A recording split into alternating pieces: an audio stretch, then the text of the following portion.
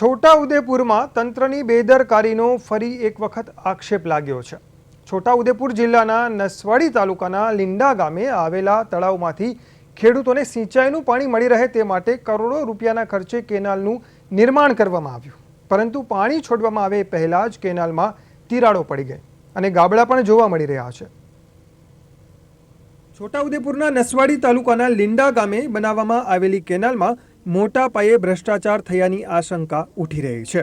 તળાવમાંથી ખેડૂતોને સિંચાઈનું પાણી આપવા માટે અહીં કેનાલનું નિર્માણ કરવામાં આવ્યું, પરંતુ આ કેનાલમાં હજુ પાણી પણ છોડવામાં નથી આવ્યું અને કેનાલમાં તિરાડો પડી ગઈ છે।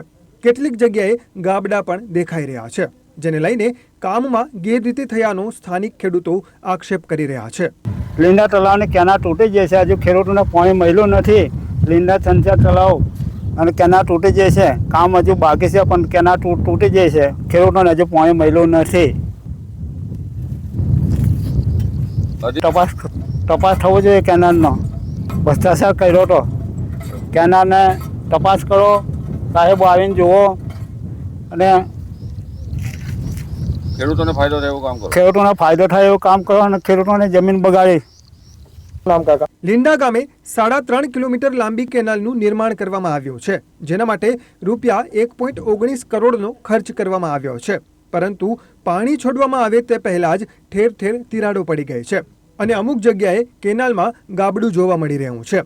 સ્થાનિકોનો આક્ષેપ છે કે સિંચાઈ વિભાગના અધિકારીઓએ કામગીરીનું યોગ્ય નિરીક્ષણ ન કરતા કોન્ટ્રાક્ટરે ગુણવત્તા વગરનું હલકી કક્ષાનું કામ કર્યું છે। ગામના સરપંચ દ્વારા આ મામલે સિંચાઈ વિભાગના ઉચ્ચ અધિકારીઓને રજૂઆત કરવામાં આવી છે। ક્યાંક વચ્ચે કેનાલમાં ગાબડું પડેલું છે, તેની અમે ઉપલા અધિકારીને અમે જાણ કરેલી છે કે ગાબડું પડેલું છે, તથા એ ગાબડાનું યોગ્ય રીતે ફરીથી સમારકામ કાં તો પછી નવીન કામગીરી ફરીથી બનાવવાની કરવામાં આવે તે જાણ કરેલ છે।